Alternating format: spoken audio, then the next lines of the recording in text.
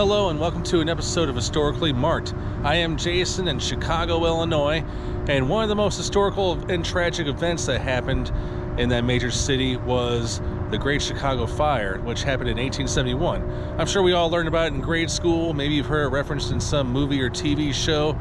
But yes, it was one of the worst ever disasters to happen in a major United States city, especially one that really wasn't as big at the time, but it was growing and booming, you know, because immigrants were pouring in and people were getting jobs in all the factories and all that.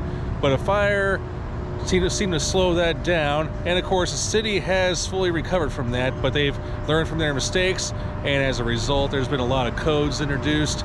And behind me is the Chicago Fire Academy, which I'll get into, but there's a historical marker from the Chicago Landmarks Association which tells all about it. Here we go.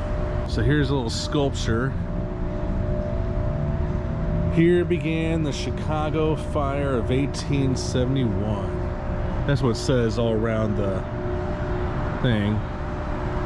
And then behind are all the honorable retirees from the dedicated to the fires and paramedics who proudly served the citizens of Chicago and the Chicago Fire Department. That was put up in 2018.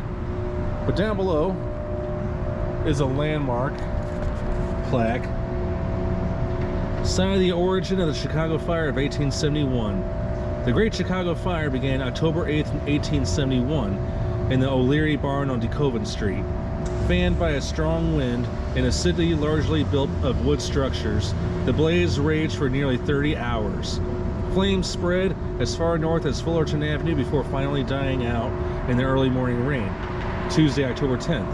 Almost everything in the path of the fire had been destroyed. Designated as a Chicago landmark on September 15th, 1971 by the City Council of Chicago, Richard J. Daley, Mayor. Now, to this day, it is not known, and of course, I don't think at this point we'll ever know what started the fire, but the most popular story, or tale, I guess, would be when Mrs. O'Leary's cow kicked over a lantern. And remember, back then, electricity did not really exist. Everything was done by fire and gas lanterns, and maybe the cow accidentally kicked it over. I don't know. I mean, it sounds kind of weird and ridiculous, but you know, nothing really surprises me that much anymore. But 17,000 structures were destroyed. Approximately 300 people were killed. Yep, a lot of lives were taken. But it is said that during the summer of 1871, there was a long drought, so not much rain occurred during that summer. So that may have been a very strong cause of the fire.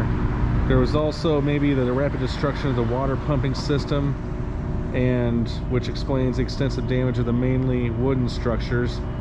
There has been so much speculation over the years on a single start to the fire, but again, nobody will really know. In 1871, the Chicago Fire Department had 185 firefighters with just 17 horse-drawn steam pumpers to protect the entire city. Now, the initial response by the fire department was timely, but due to an error by the watchman, the firefighters were initially sent to the wrong place, which, of course, allowed the fire to grow unchecked.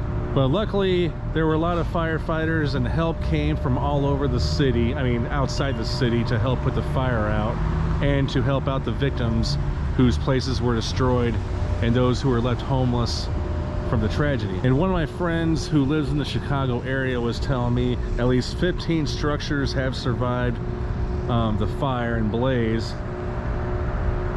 because he was pretty much familiar, but like one of them being the St. Michael's Church, the Chicago Water Tower, and among many others. And like I said, a lot of good came from the bad, learning from mistakes.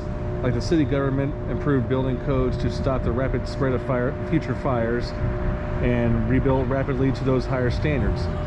There was also a donation from the UK which spurred the establishment of the Chicago Public Library.